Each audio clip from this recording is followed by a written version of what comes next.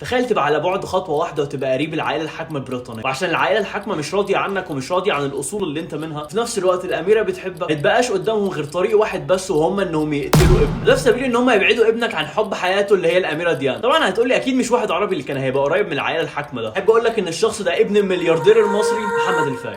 القصه تبدا بعد ما رجع عماد الفايد والاميره ديانا من رحلتهم في جزيره من جزر فرنسا. هم راجعين على المطار يركبوا عربيتهم المرسيدس في 30 اغسطس سنه 1997. وطبعا بما انها اميره وهو ابن رجل اعمال مشهور، كانوا المصورين وراهم في كل حته. هنا عشان يهرب السواق بتاعهم من المصورين جري بالعربيه على اقصى سرعه. بعد اقل من 5 دقايق من الصوره دي العربيه بتاعتهم تدخل في حيطان النفق تحت جسر الفرن. بعد ما تيجي الاسعاف والدكاتره يشوفوا يقدروا ينقذوا ايه ولا مين، اعلن الدكاتره اخيرا ان كل اللي في العربيه مات، والوحيد اللي طلع من الحادثه سليم هو تريفور ريز. ده كان الحارس الشخصي لعماد الفايد. ويعدي اسبوع والتاني عشان بعد ما يفوق في المستشفى يطلع ويقول ان اخر حاجه فاكرها ان هو ركب العربيه مع الاميره ديانا وعماد، يعني حوالي 4 دقائق من ذاكرته ممسوحين. طبعا سبحان الله ال4 دقائق دول هم اهم دقائق. ده اللي خلى محمد الفايد يستغرب برضه ويطلع يقول ان دي مؤامره، ويقرر انه يمشي في الاجراءات القضائيه اللي بيتم فيها العائله المالكه والمخابرات البريطانيه انهم دبروا الحادثه دي وقتلوا ابنه. طبعا كل ده ما يجيبش نتيجه، وتيجي سنه 2009 يتخلى محمد الفايد عن القضيه بشكل نهائي، ويقول انه تعب وان مفيش فرصه ان هو يثبت ان ابنه اتقتل، بس هو متاكد انه اتقتل. مع كل الظروف دي يبيع الفايد معظم الحاجات اللي تخصه في بريطانيا، ويستقل تماما في يخت ليه في سويسرا بعد الحادثه الكبيره دي، ويعيش بس على استثماراته ويحافظ على ثروته اللي وصلت 2.4 مليار دولار. قول لي انت بقى، تفتكر ان دي حادثه فعلا ولا جريمه قتل؟ وايه اللي يخلي الاسره الحاكمه وكمان المخابرات البريطانيه تعمل حاجه زي كده؟ ولا تفتكر زي الصحف ما بتقول ان الراجل السواق كان سكران خالص، هو ده اللي ادى الى الحادثه دي؟ قول لي رايك في الكومنتات وقول لي اتكلم عن قصه ايه تاني. سلام.